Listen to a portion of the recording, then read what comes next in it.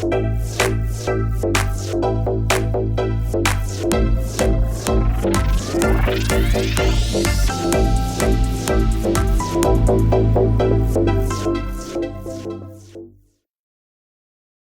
presentación se va a componer de dos partes, una donde voy a hablar de aplicaciones de nanotecnología en preservación y la segunda parte de mi charla va a abordar todo lo que son nuevas tecnologías de procesamiento, lo que en el nivel internacional se conoce como Novel Food Technologies. Bueno, iniciando ya con lo que es la nanotecnología, primero es sabido que la nanociencia y la nanotecnología manipulan los materiales a escala atómica y molecular. Estamos hablando de dimensiones inferiores a los 100 nanómetros. Y a esta escala, las propiedades físico-químicas, biológicas y morfológicas son diferentes a las de la escala macro.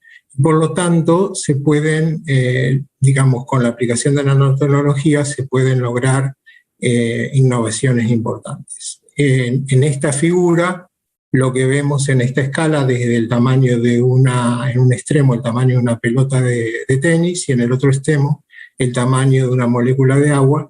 En la zona nano, que es la zona delimitada por esta línea de color naranja, encontramos, por ejemplo, algunas biomoléculas como las proteínas, el DNA y los virus, y a su vez algunas nanoestructuras como las nanopartículas, nanotubos, etc. En relación a la nanotecnología, es una ciencia que se aplica en diferentes áreas o disciplinas como la medicina, la química, la física, la electrónica y la biotecnología. En relación a su aplicación en biotecnología, podemos encontrar algunas aplicaciones en agricultura y en alimentos, en particular en relación a lo que es agricultura, por ejemplo, para el control de patógenos de plantas, la acción pesticida de nanopartículas y también la acción como promotores de crecimiento de plantas. En cuanto a la aplicación en alimentos, por ejemplo, encontramos el uso de la nanotecnología en envases para alimentos que permite mejorar propiedades de barrera a gases y vapor de agua. También la aplicación de nanopartículas, por ejemplo, en envases activos y el uso de nanopartículas para encapsular compuestos bioactivos y protegerlo de los factores ambientales. También la posibilidad de utilizar nanotecnología para la liberación controlada de nutrientes y bioactivos y finalmente el uso de nanosensores para análisis de calidad e inocuidad. Una aplicación novedosa de la nanotecnología que a nivel de investigación y desarrollo se ha estado trabajando en los últimos años y se observa una gran cantidad de publicaciones en este sentido, es el reemplazo de los métodos convencionales de síntesis de nanopartículas, por ejemplo, las estrategias top-down que incluyen digamos, partir de un material bulk y por determinados métodos físicos reducir el tamaño hasta las nanopartículas, por ejemplo, aplicando moliendas y otros métodos, o las estrategias bottom-up, que consiste en partir de átomos y moléculas, formar clúster y luego formar nanopartículas. En este caso se usa fundamentalmente métodos químicos. La tendencia en los últimos años ha sido reemplazar estos métodos convencionales por lo que se llama síntesis biológica o síntesis verde. En este tipo de síntesis lo que se usa son extractos de plantas, por ejemplo, lo que se aplica es los componentes de los extractos como alcaloides, como terpenos, ejemplo, que tienen carácter reductor, se lo combina con sales iónicas de plata, de oro, de cobre, de hierro, para producir nanopartículas metálicas.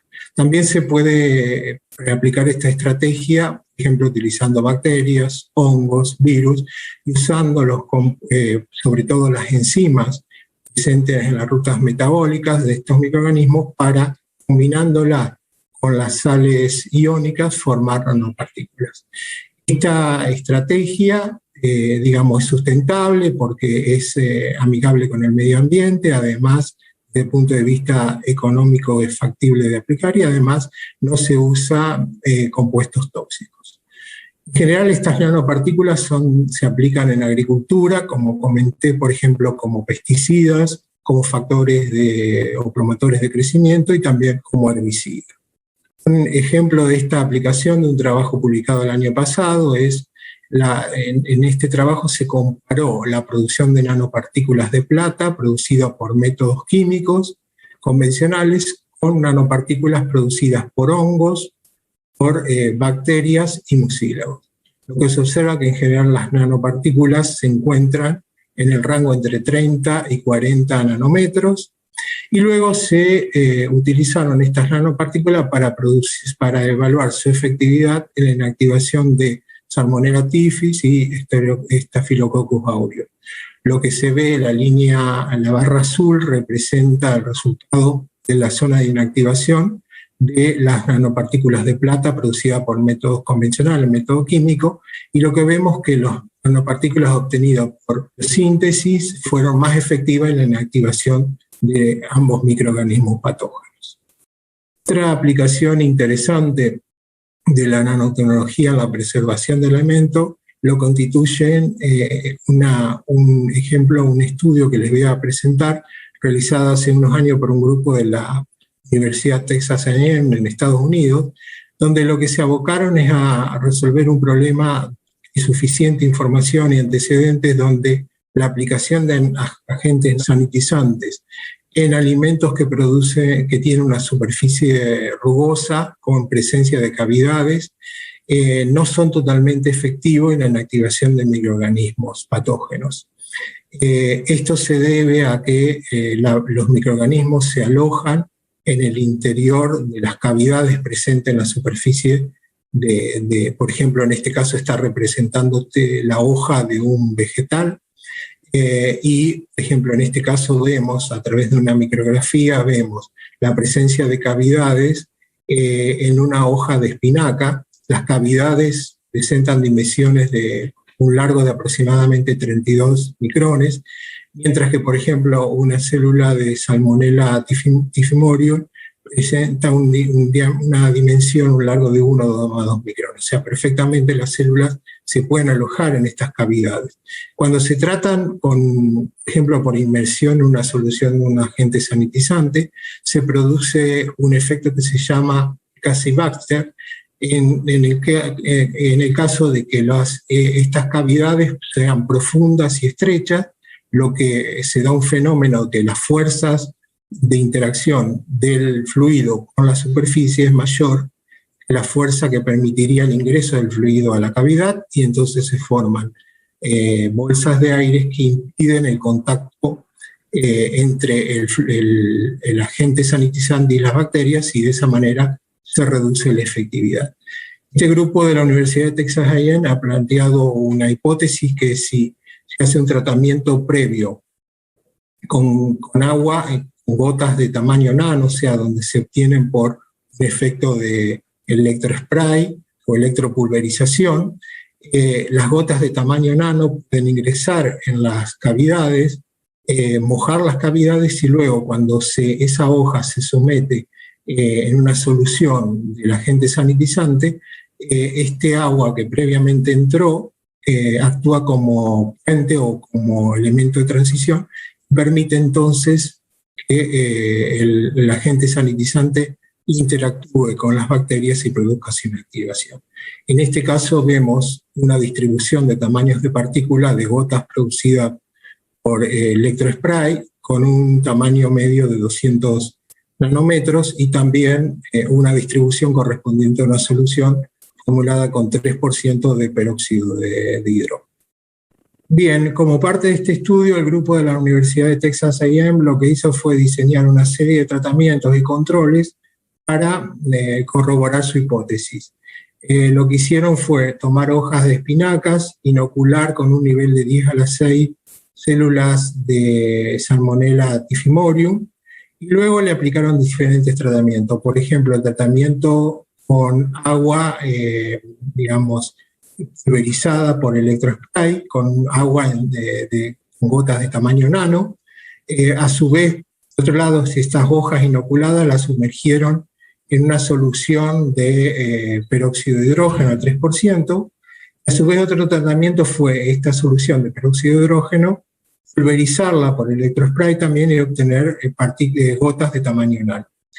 Vemos que en general los tratamientos o no produjeron reducciones respecto al control o lo máximo fue una reducción decimal.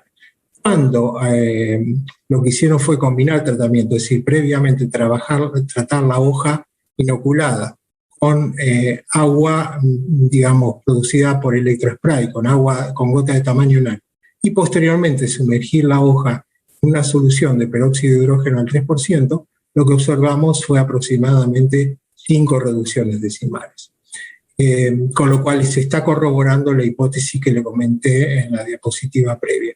A su vez, este grupo lo que hizo fue tratar de trabajar con la superficie de la hoja de espinaca, para lo cual, usando un polímero, siliconas, reprodujo la topografía de la hoja, y luego esa hoja lo que hizo fue tratarlas con soluciones conteniendo agente que produce fluorescencia, fluoresceína, y lo que se hizo fue sumergirlo en la solución de fluoresceína, donde no se observa fluorescencia, hacer un tratamiento de electrospray de la solución de fluoresceína, donde vemos algunos puntos fluorescentes y muchas zonas oscuras que corresponden a las zonas de las depresiones o cavidades, mientras que el tratamiento combinado, es decir, un tratamiento previo con agua, con nanogotas de agua, y luego la inmersión en una solución de peróxido de hidrógeno, vemos que la fluoresceína está presente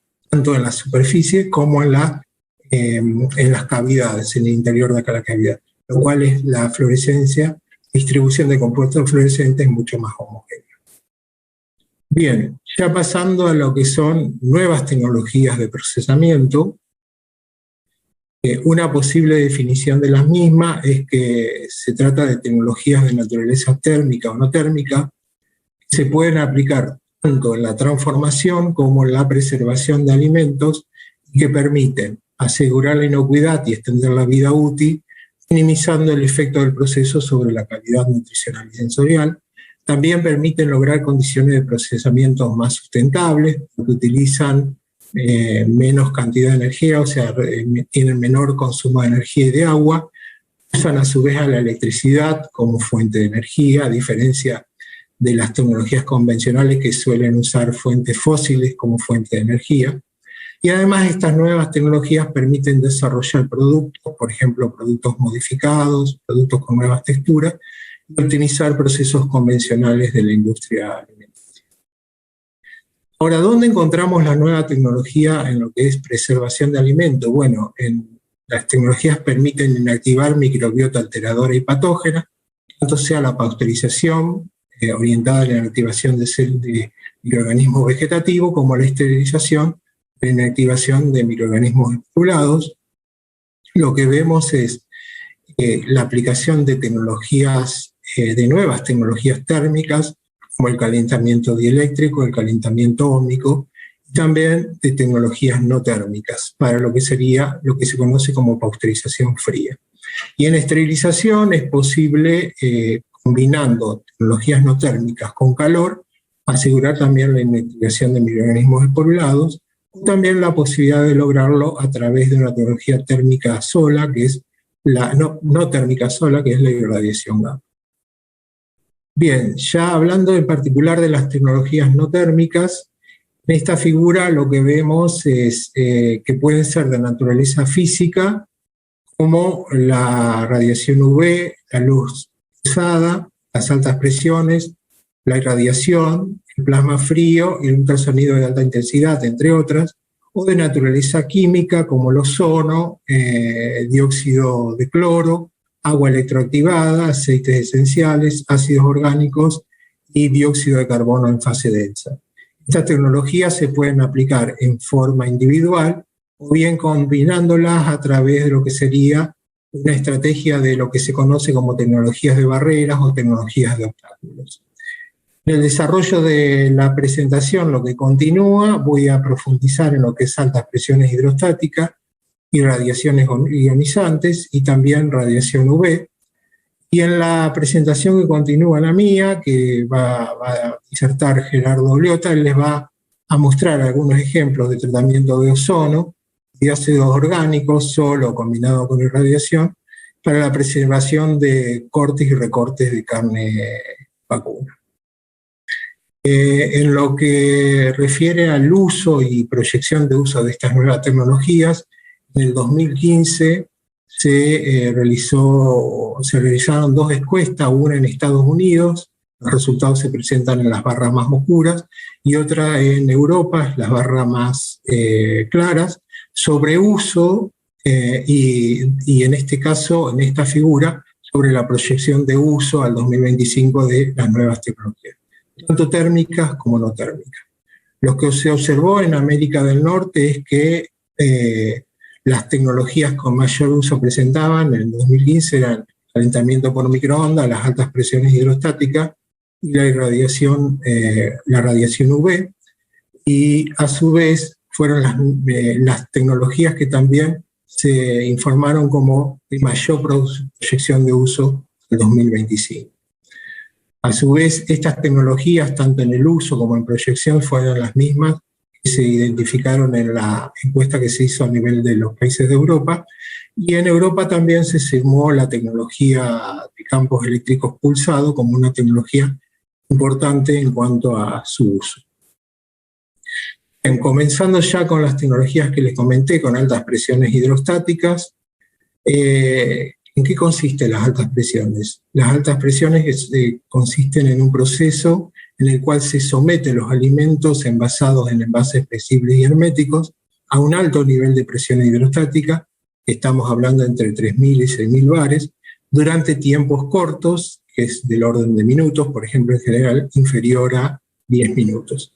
Para que tengan una idea de los niveles de presión de que hablamos, recuerden que a nivel de la superficie del mar la presión atmosférica es de 1 bar, mientras que si buscamos la máxima presión que podemos encontrar en la superficie de la Tierra, en la depresión de las fosas de las Islas Marianas, se pueden alcanzar 1.000 bares o 100 megapascales, mientras que en un equipo de alta presión esto se multiplica aproximadamente por 6, porque las máximas presiones de trabajo son de 6.000 bares o 600 megapascales. En cuanto a las principales ventajas de esta tecnología son que nos permite obtener productos seguros debido a la inactivación de patógenos como salmonela, Listeria monocytogenes, Escherichia coli productora toxina Shiga. También es posible la pasteurización fría del producto porque, digamos, se lo hace en su envase final, y también permite obtener productos con etiquetado limpio porque es posible reducir los aditivos en la formulación. También es una tecnología que permite una importante extensión de la vida útil, duplicando, triplicando, cuadruplicando o más veces la vida útil dependiendo del tipo de producto. A su vez, como no afecta a los enlaces covalentes, permite preservar las moléculas bajo peso molecular, como nutrientes, pigmentos y compuestos volátiles. Como les comenté, es una tecnología que solamente usa agua como medio de presurización y usa electricidad como fuente de energía, por lo tanto es considerada una tecnología más limpia. ¿Cuáles son las desventajas? El alto costo de inversión en equipos y de mantenimiento, la baja productividad, porque los sistemas que actualmente se utilizan son de tipos discontinuos, además la baja efectividad en la activación de microorganismos especulados, porque estos resisten hasta 1.000 megapascal a temperatura ambiente. En cuanto a la aplicación actual de la tecnología, podemos decir que la tecnología por altas presiones es una tecnología global, se aplica en los 5 continentes con diferentes niveles de adopción. En el año 2019 ya se encontraban instalados más de 500 equipos de tipo industrial a nivel mundial, y los principales productos disponibles a nivel comercial son jugos y bebidas, productos de origen vegetal como el guacamole u otras pastas y purés producidos con productos vegetales, y también en productos cárnicos fundamentalmente. ¿Cuáles son algunos, digamos, ejemplos de productos disponibles? Por ejemplo, en el caso de América del Sur, encontramos jugos y otras bebidas, por ejemplo, leches vegetales, en diferentes países como Chile, Brasil, Perú, Colombia. También productos cárnicos como jamón y otros fiambres fileteados y envasados al vacío. Productos de origen vegetal, como les decía, el guacamole o dips y otras salsas producidas en base a vegetales. Si bien la tecnología por altas presiones se puede aplicar en el desarrollo de productos, por ejemplo, reducidos en sodio, reducidos en grasa, como asistencia al proceso, por ejemplo, en productos de origen marino, mejorar la extracción de músculo y separarlo de las carcasas, o combinándolo con tratamientos térmicos para tener productos esterilizados, estables a temperatura ambiente. La principal aplicación comercial y también la más estudiada a nivel de investigación y desarrollo es la pasteurización fría. A continuación les voy a mostrar algunos resultados de estudios que realizamos en el INTA. Por ejemplo, en este caso un estudio sobre el efecto de la alta presión en la inactivación de steak inoculada en hamburguesas de carne vacuna, que se formularon con diferentes niveles de cloruro de sodio y de grasa. Lo que se observó es que en el tratamiento a 600 megapascales las reducciones decimales variaron entre 4 y 4,5 aproximadamente, mientras que a 400 megapascal las reducciones fueron aproximadamente la mitad. Que sí observamos un efecto de la formulación, no del nivel de grasa, que se varió entre 10 y 20, sino del cloruro de sodio entre 1 y 2%. Las muestras con mayor contenido de cloruro de sodio, por ejemplo, en este caso, la formulación B y la formulación D, presentaron menores reducciones decimales que la formulada con 1, que es la formulación A y C. Es decir, que en este caso el cloruro de sodio tuvo un efecto varoprotector de la Escherichia coli, productora de toxina G. Otro estudio que realizamos fue, inoculando listeria inocua en un producto que era lomo de cerdo curado y cocido, y lo que nos interesó fue ver la posibilidad de que luego de aplicar el tratamiento de alta presión queden células injuriadas y que esas células reparen el daño y aumenten los recuentos durante el almacenamiento refrigerado del producto. Entonces lo que hicimos fue seguir la evolución de los recuentos de listeria durante 3 días, el primer día de almacenamiento, los 20 y los 40 de almacenamiento a 4 grados, y lo que observamos que en general, tanto en las muestras tratadas a 400 como las muestras tratadas a 600, si bien inicialmente no se observaron recuentos, luego de 20 y 40 días se recuperaron los recuentos. O sea, había una importante cantidad de células vegetativas y estas repararon el daño, comenzaron a aumentar los recuentos. Solamente en el caso de los tratamientos que aplicamos fue a 600 megapascales, incorporando en la formulación del producto una bacteriocina, una lactosina. En ese caso no vimos recuperación de células durante el almacenamiento refrigerado. Esto es algo que recomiendan algunos entes de regulación, como la FDA, por ejemplo, de incorporar alguna agente, alguna bacteriocina, por ejemplo, en el almacén, acompañando el producto en el almacenamiento para controlar el desarrollo de células injuriadas. En este caso también podemos ver el efecto de la tecnología de altas presiones ya no sobre patógenos, sino sobre microbiota alteradora. En este caso vemos un ejemplo que es el tratamiento a 600 megapascal de jamón cocido, el cual fue almacenado a 4 grados y se siguieron los recuentos de aerobios mesófilos, levaduras y mohos, bacterias acidolácticas y coliformes, y vemos que luego del tratamiento hay una reducción importante de los recuentos y los recuentos se mantienen estables durante 60 días de almacenamiento refrigerado. Pasando a otra tecnología, la irradiación de alimentos. La irradiación es un proceso mediante el cual un alimento se expone a una radiación ionizante con el fin de asegurar su inocuidad y extender su estabilidad.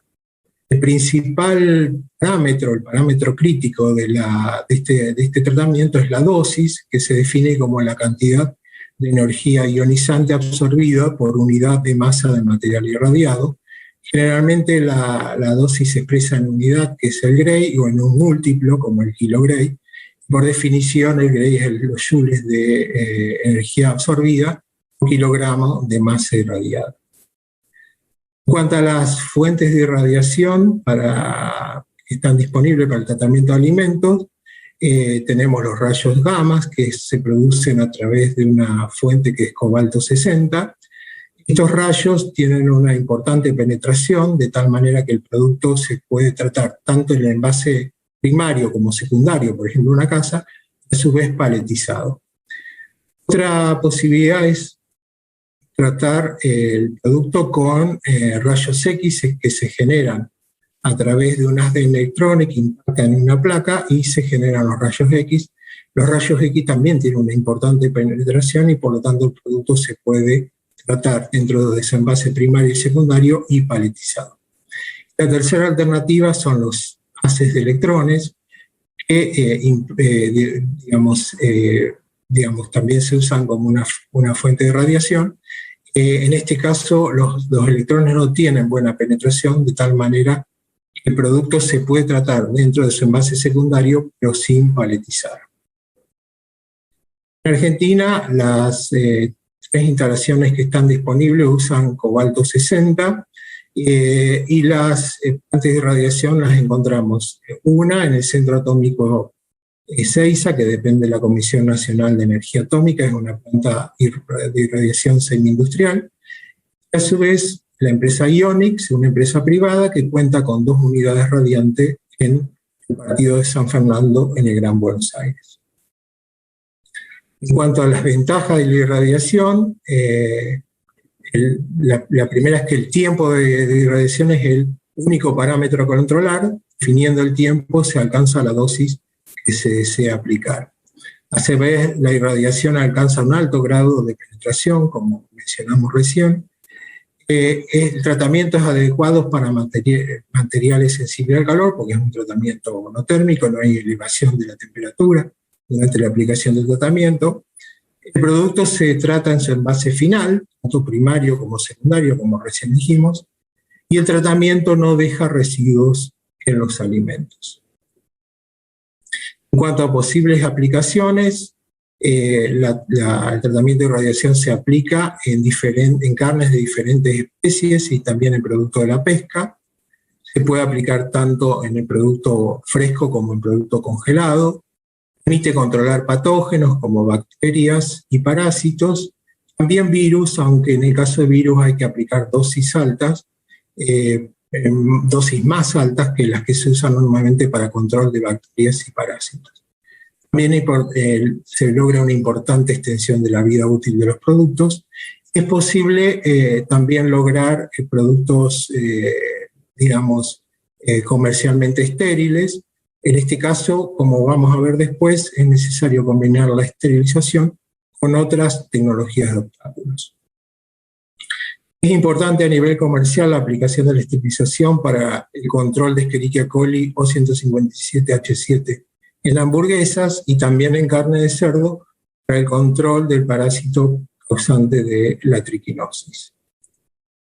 A nivel internacional encontramos diferentes productos tratados de irradiación, por ejemplo, carne picada, irradiada, también hamburguesas, como comenté recién, también alimentos para mascota irradiado u otras irradiadas. Bien, en la presentación que continúa, Gerardo Liotta les va a mostrar los resultados de algunos estudios que hicimos en forma conjunta, aplicando irradiación o irradiación con ácidos orgánicos para la preservación de cortes y recortes de carne vacuna. En mi caso les voy a presentar los resultados de un estudio que se realizó en INTA hace unos años, donde el interés estuvo en el desarrollo de un producto escárnico de carne vacuna estable a temperatura ambiente, y se lo hizo con una estrategia de tecnología de obstáculo. Primero se estudió la aplicación de tratamiento en forma individual, un tratamiento térmico a 75 grados 20 minutos, un tratamiento de irradiación de 15 kilogray o un tratamiento curado aplicando cloruro de sodio y nitrito de sodio. Lo que se observó es que los tratamientos individuales no evitaron el deterioro del producto, la aparición de olores y el hinchamiento de las bolsas, tampoco la inactivación de esporas de Clostridium botulinum tipo A, se observó formación de toxina y el desarrollo de esporas.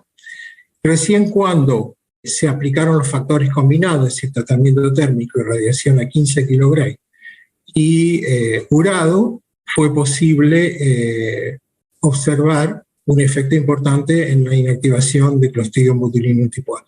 Fíjense, en este caso vemos que entre los 4 y los 8 meses de almacenamiento a 28 grados, en las muestras tratadas con 15 kilogray y en el cual se habían vinculado 10 a la 3 esporos de Clostridium botulinum, no se observó deterioro del producto, no se observó detección de toxina, ni recuentos de esporos, ni recuentos de células vegetativas. Bien, y finalmente ya entrando en la última tecnología que les voy a presentar, la del tratamiento con irradiación UV.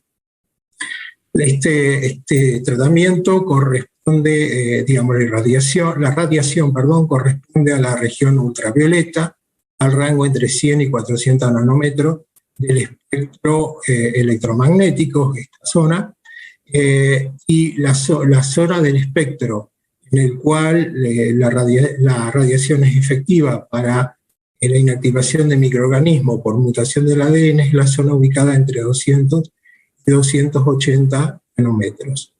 El parámetro crítico en este tratamiento es la dosis de radiación UV, que normalmente se expresa en unidades de joule por metro cuadrado o milijoule por centímetro cuadrado, o en sistemas continuos puede ser en joule por litro, que es el tratamiento de fluidos en ese caso.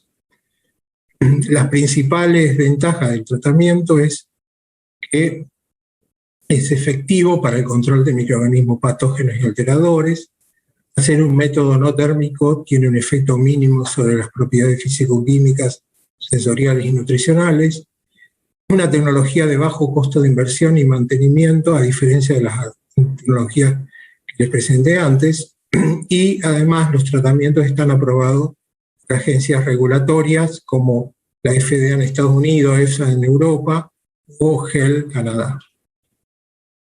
Las desventajas son, digamos, la penetración de la radiación UV, que suele ser baja, depende mucho del tipo de matriz. Por eso, en general, los tratamientos que se aplican son de superficie de sólido, o se pueden tratar líquidos también, pero deben estar dispuestos en lámina o film delgados. Hay un importante efecto de la matriz en la absorción de la radiación UV.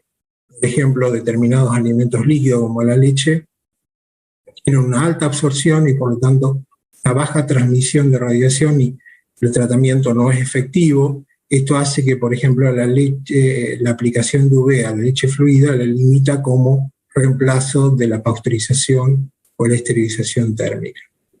También como desventaja se ha observado el desarrollo de rancidez en alimentos tratados por radiación UV cuando estos tienen ácidos grasos insaturados. Respecto a principales aplicaciones, se puede aplicar tanto a nivel de desinfección de aire para uso en la planta, agua potable, digamos, y también, o sea, para la potabilización de agua y también el agua que se usa en los sistemas de sanitización de equipos, en lo que se conoce como cleaning in place, también lo que es superficie de contacto con alimentos, cintas transportadoras, superficie de equipos, film de envasado pueden ser, digamos, aplicarse UV para la desinfección de estas superficies. Una aplicación interesante es el tratamiento de agua UV como agua que luego va a ser usada en la reconstitución de bebidas de alta acidez. Esto permite reducir el volumen que debe ser pausterizado, por ejemplo, luego para algún tratamiento térmico. También se puede aplicar en la pasteurización del huevo líquido y en salmueras de inyección recicladas usadas, por ejemplo, para la producción de jamones. Otra aplicación importante es para el tratamiento de superficie de alimentos listos para consumir, alimentos vegetales cuarta gama, también en frigoríficos para el tratamiento de superficies de carcasas vacunas y de carcasas de ave. Finalmente, una aplicación importante es para la pasteurización de jugos y jarabes claros, que permiten una mejor transmisión de la radiación, y donde hay publicaciones que informan que se han alcanzado hasta 5 reducciones decimales. Esto es lo solicitado por la FDA para la pasteurización de jugos, tanto sea para control de salmonela como Escherichia coli productora de toxina G.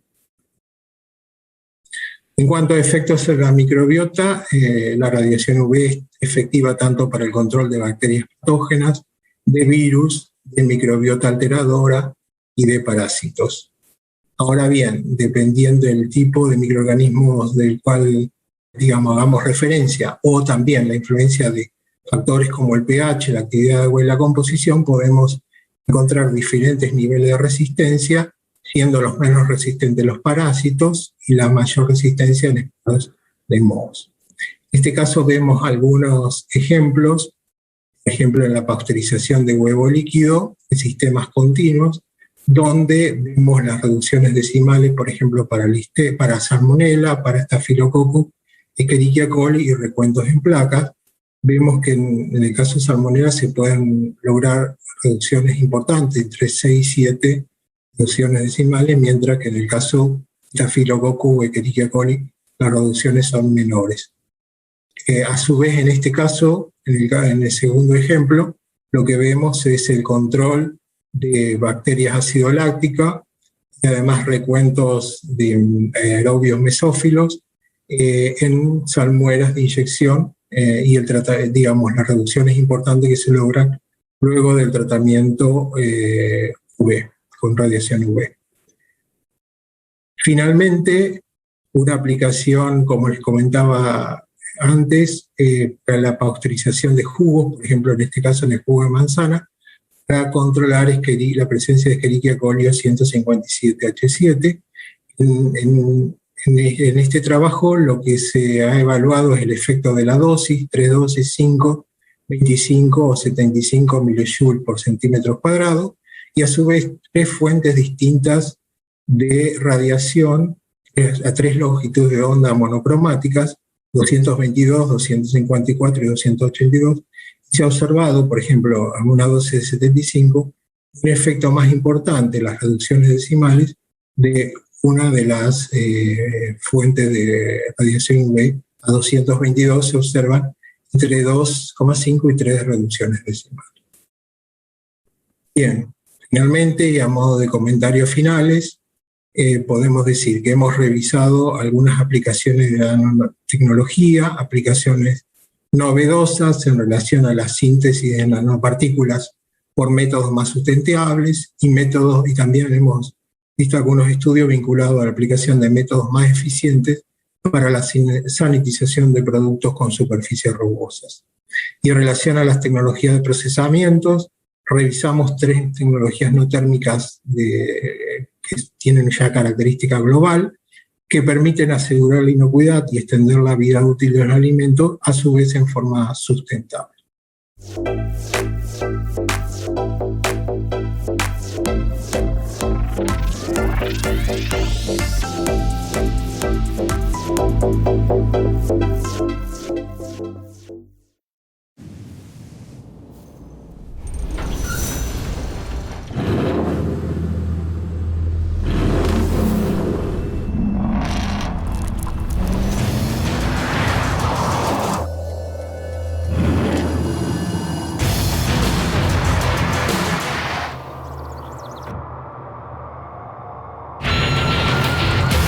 Amarok V6, la más indomable de las Amaroks.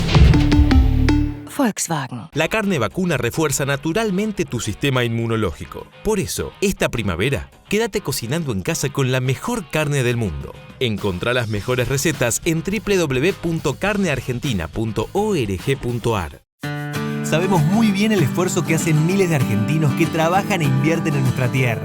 Y queremos estar ahí para acompañar e impulsar su negocio, haciendo que su día a día sea más fácil. Si el campo evoluciona, evolucionamos todos. Galicia, siempre junto al campo. Rotoenfardadoras Mainero, un negocio redondo, alta capacidad de compactación, gran productividad y el mayor rendimiento, con atador de hilo y red y sistema de cúter o tradicional. Hable hoy con su concesionario Mainero, tenga el mejor equipo, los mejores rollos y cierre un negocio redondo. Mainero. En todos los ambientes, con todas las tecnologías, nuestras 25 variedades de soja con genética elite te garantizan el máximo rendimiento, porque eso quiere decir DM, que nuestra soja da más. Elegí la tuya en donmario.com. Somos Jacto, desde hace más de 30 años en Argentina. Cada mañana tenemos un nuevo compromiso con usted en el campo. Somos especialistas en soluciones innovadoras para su negocio, ya reconocidos por productores de todo el mundo. Nuestras máquinas, equipadas con tecnología de punta, colaboran para aumentar la productividad y rentabilidad de su cultivo. Nuestro lugar es y será a su lado siempre, porque nacimos y evolucionamos, oyendo, mejorando y creando nuevas formas de ayudar al profesional del campo. Estamos aquí por usted, hoy y todos los días que vendrán.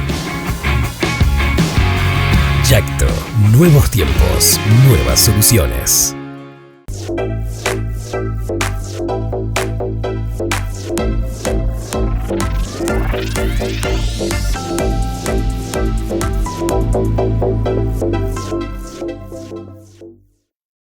Mi nombre es Luciana Costabel, trabajo en el Grupo Agroindustria y Calidad de Leche del INTA en la Estación Experimental Rafaela y soy investigadora del Instituto de la Cadena Láctea, INTA CONICET. En esta charla les voy a hablar sobre distintas estrategias para mejorar la calidad de los quesos. Bueno, empezamos por definir queso. El queso es un producto biológicamente activo en el que se hayan concentrado los nutrientes de la leche. En la actualidad se dice que existen más de 1000 variedades diferentes de quesos a nivel mundial, y esto es así porque existen diferentes maneras de clasificarlos de acuerdo al atributo que se está considerando. Por ejemplo, si hablamos de composición, teniendo en cuenta la humedad, los quesos van a poder ser clasificados en quesos de pasta blanda, de pasta dura o de pasta semidura. Si tenemos en cuenta su contenido de grasa, vamos a tener quesos grasos, semigrasos, magros o descremados. Si tenemos en cuenta la forma de coagulación, vamos a tener los quesos obtenidos por coagulación a través de una enzima coagulante o cuajo, que son la mayoría de los quesos. Ahí tenemos el regianito, el pate gras, el cuartirolo, el tivo. Después vamos a tener aquellos quesos que se coagulan por acción de un ácido, como el caso del queso cottage o el queso crema, o los quesos que se coagulan por acción conjunta de un ácido y del calor, como en el caso de la ricota. Si tenemos en cuenta las características de la masa, vamos a encontrar quesos de una masa uniforme, vamos a encontrar quesos en los cuales podemos observar la presencia de grana, como son los quesos regianito o el queso parmigiano, o bien podemos encontrar quesos con ojos, como el gruyère o el pate gras, quesos madurados por hongos, como el queso azul o el queso camembert. Tenemos en cuenta la naturaleza de la materia prima, vamos a tener quesos de vaca, quesos de cabra, quesos de oveja o quesos de búfalo. El queso como alimento, bueno, es un alimento saludable y completo. Además de su valor proteico, es fuente de calcio, fósforo y vitaminas. Puede consumirse de forma directa o como ingredientes de diferentes tipos de alimentos. Por ejemplo, la mozzarella para la pizza o el queso rallado para las pastas. Según sus características organolépticas, bueno, resultan sumamente agradables para el consumidor y es ampliamente aceptado y consumido a nivel mundial. Bueno, si hablamos de calidad, nos referimos a una serie de atributos que el consumidor valora a la hora de elegir un alimento, siendo la inocuidad el atributo implícito del que no se puede prescindir. A la calidad la podemos definir de diferentes maneras. Podemos hablar de calidad nutricional, que hace referencia a la composición físico-química, al perfil proteico, al perfil de ácidos grasos, de vitaminas, de minerales. Podemos hablar de la calidad sensorial, que son aquellos atributos que el consumidor percibe a través de los sentidos, como por ejemplo el color, el olor, el sabor, la textura. Podemos hablar de calidad tecnológica, que es la capacidad que tiene una materia prima de transformarse dando distintos productos. Y si hablamos de inocuidad, estamos haciendo referencia a la calidad higiénico-sanitaria y a la ausencia de contaminantes, como por ejemplo micotoxinas, plaguicidas, inhibidores, etc. Lo que estamos viendo en este momento es un proceso general de elaboración de quesos. Vemos que partimos de la leche cruda, que tiene una característica definida que va a impactar en la calidad del queso. Luego tenemos un proceso de elaboración cuyas modificaciones en sus etapas me van a dar lugar a diferentes variedades de queso. Y después tenemos el producto final, el cual debe ser conservado de manera adecuada hasta que llegue al consumidor. La calidad del queso va a depender de cada una de esas etapas que recién les describí. Haciendo referencia a la materia prima, bueno, partimos de la base de que no es posible obtener un producto de buena calidad si partimos de una materia prima de calidad deficiente. Lo que tenemos que tener en cuenta para hablar de una leche de calidad es que tenga la composición, el pH, acidez, recuento de bacterias totales y de células somáticas adecuadas, según lo que está establecido en el Código Alimentario Argentino. En cuanto a la aptitud tecnológica, en que sería, es importante la aptitud a la coagulación de los quesos. Y luego hablamos de que tiene que tener ausencia de sustancias inhibidoras. Bueno, en cuanto al proceso, bueno, lo que vemos en esta diapositiva son las etapas claves del proceso de elaboración de los quesos. Para obtener distintos tipos de quesos se van a introducir modificaciones en el proceso que van a derivar en las distintas variedades de queso, cada uno con su calidad diferencial específica. Por ejemplo, haciendo referencia a los tratamientos previos, para la elaboración de cada tipo de queso, la materia prima debe ser estandarizada hasta un determinado tenor de materia grasa. En cuanto a los aditivos, aquí es importante resaltar la acción que va a tener el fermento que se le agrega a la leche. Ese fermento va a depender del tipo de queso que se está elaborando. Por ejemplo, un queso de corta maduración, como es un queso Quartirolo, se le adiciona un fermento constituido fundamentalmente por Streptococcus thermophilus.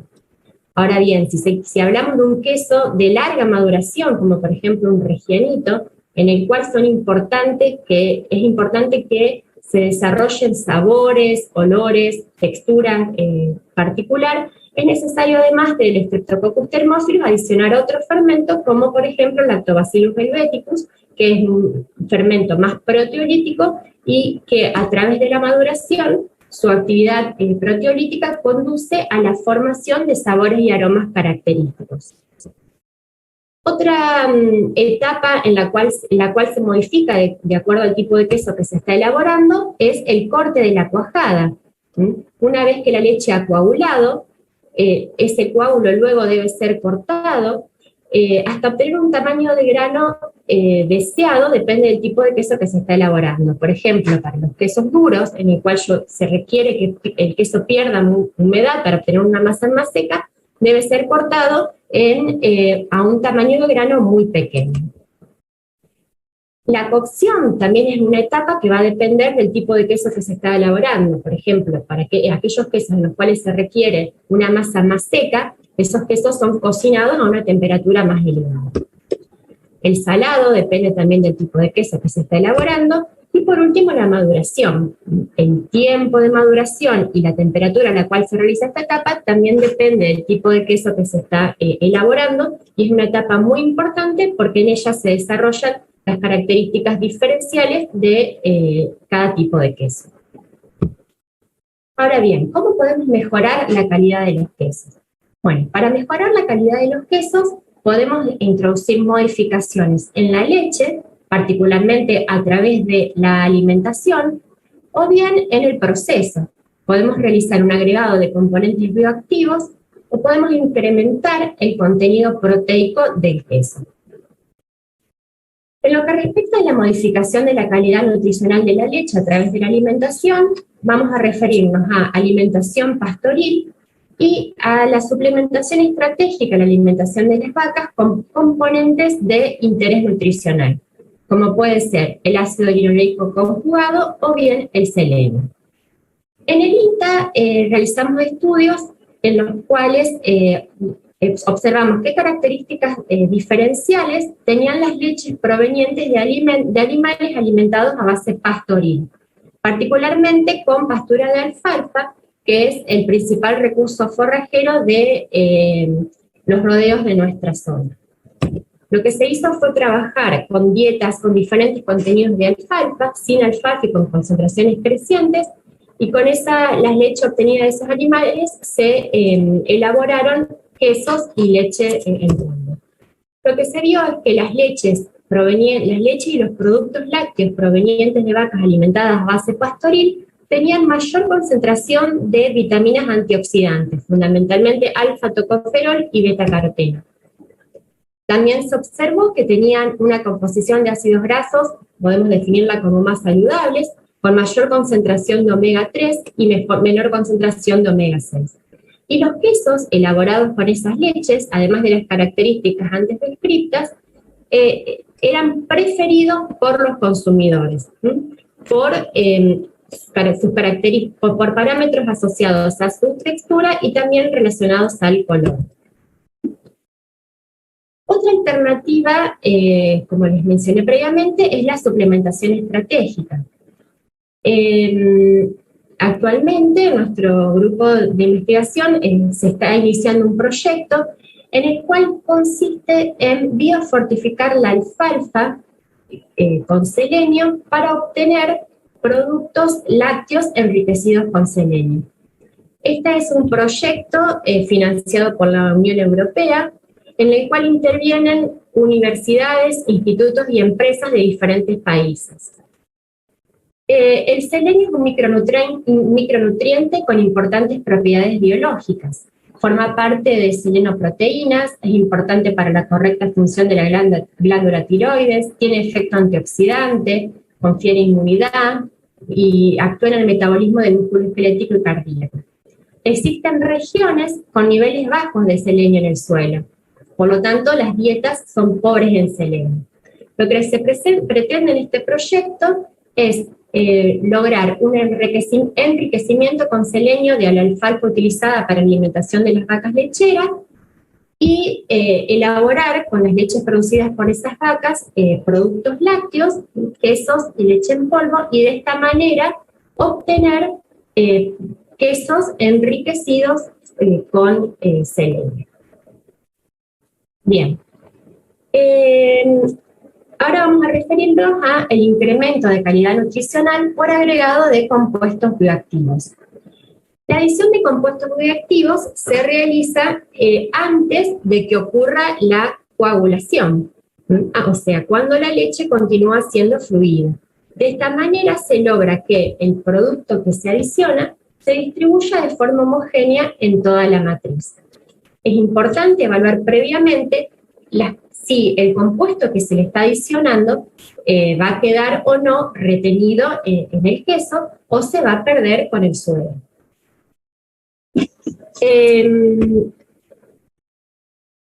Nosotros, en INTA trabajamos en el desarrollo de un queso reducido en grasa con adición de fitoesteroles.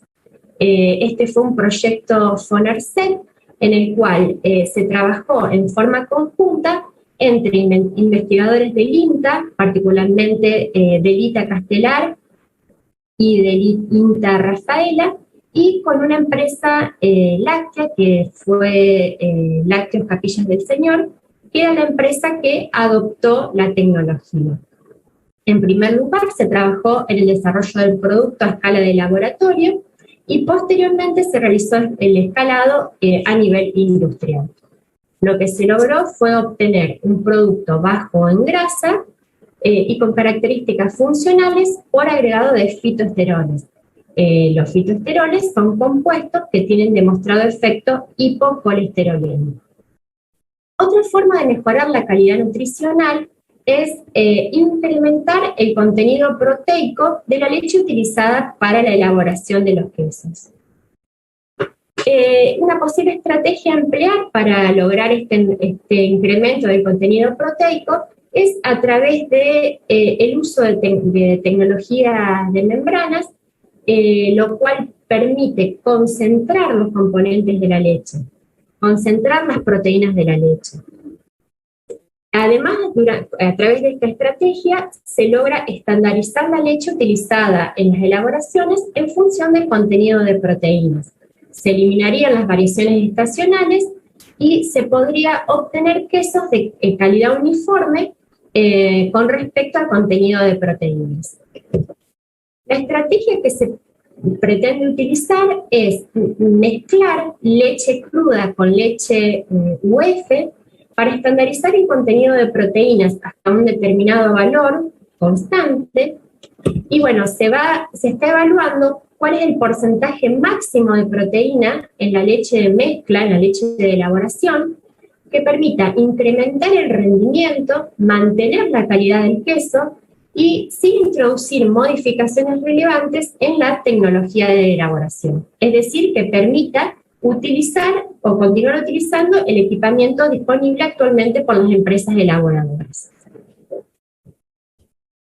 Bueno, por último voy a hacer referencia a estrategias para asegurar la inocuidad de los productos.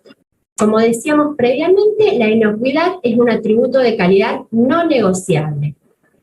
¿Cómo se puede lograr inocuidad? Bueno, a nivel de leche, trabajando en buenas prácticas tamberas, y a nivel de proceso, fundamentalmente por implementación de buenas prácticas de manufactura. A nivel de leche, bueno, a través de la implementación de buenas prácticas tamberas, se logra reducir el recuento de bacterias totales, vamos a trabajar con rodeos libres de brucelosis y de tuberculosis, se logra un bajo recuento de células somáticas y se logra ausencia de contaminantes, ya sea inhibidores o micotoxinas, entre otros. Bueno, haciendo referencia al proceso de elaboración de los quesos, una estrategia mundialmente utilizada para disminuir el recuento de bacterias totales y eliminar los microorganismos patógenos es la pasteurización. El objetivo de esta etapa es garantizar la salud de los consumidores mediante destrucción de microorganismos patógenos.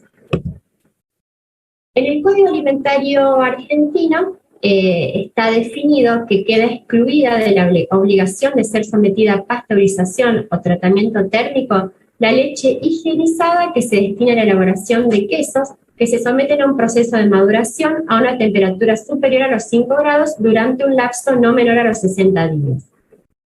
En este caso, para poder utilizar leche cruda para la elaboración de los quesos, además de cumplirse que los quesos deben madurarse por más de 60 días, es fundamental partir de leche de muy buena calidad higiénica y aplicar buenas prácticas de manufactura durante el proceso. Si se parte de leche con elevados recuentos de bacterias totales, no se puede garantizar la ausencia de microorganismos patógenos en los quesos. En este sentido, en un estudio realizado en INTA, nosotros observamos que si partíamos de leches con elevado recuento de bacterias totales, elevado recuento de coliformes y Staphylococcus aureus, por más que se respeten los 60 días de maduración, no obteníamos quesos inocuos. Observábamos que esos quesos a los 60 días tenían presencia de Staphylococcus aureus y además tenían presencia de coliformes. Es fundamental aplicar durante todo el proceso de elaboración buenas prácticas de manufactura. ¿Qué quiero decir con esto? No alcanza con realizar la pasteurización si posteriormente todo el resto del proceso no se va a realizar siguiendo buenas prácticas de manufactura. En el mismo estudio que les presenté anteriormente, otra de las cosas que nosotros veíamos es que haciendo el seguimiento de los microorganismos coliformes durante el proceso, el mayor aumento de microorganismos coliformes se producía en el momento en que la masa comenzaba a tomar contacto con los utensilios y a ser manipulado por el personal. A través de las buenas prácticas de manufactura se garantiza que la higiene del personal y la higiene de los utensilios con los cuales va a estar en contacto tanto la leche como la masa y el queso. Otra estrategia que puede ser utilizada para controlar la flora contaminante y alterada es el uso de fermentos adjuntos. El objetivo del uso de fermentos adjuntos es estandarizar la calidad del producto, acelerar, diversificar o mejorar el flavor de los quesos. Algunos poseen propiedades probióticas y otra de las funciones es controlar la microbiota del queso. Junto con el fermento con el cual se adiciona, puede controlar el desarrollo de otros microorganismos no deseados, tanto patógenos como alterantes. Nosotros realizamos un trabajo de investigación en el cual colaboramos con el Instituto de Lactología Industrial en el desarrollo y evaluación de un fermento adjunto deshidratado de Lactobacillus paracasei. Este fermento adjunto se evaluó en condiciones de corte de la cadena de frío durante la elaboración y maduración del queso. Lo que se pudo observar es que en esas condiciones el fermento desarrolló de manera adecuada, sin producir defectos en los quesos. En un futuro, en ensayos que se van a realizar dentro de un tiempo, lo que pretendemos evaluar es el efecto del fermento adjunto sobre el desarrollo de microorganismos indeseables en quesos reducidos en sal, ya que en este momento, bueno, la tendencia es trabajar con alimentos con menor contenido de sal. Sabemos que la sal es una barrera que controla el desarrollo de ciertos microorganismos. Al reducir el contenido de sal, esta barrera se vería minimizada. Por tal motivo, la propuesta es agregar un fermento adjunto que controle el desarrollo de microorganismos patógenos y alterantes, y bueno, de esta manera se lograría obtener un queso de calidad adecuada.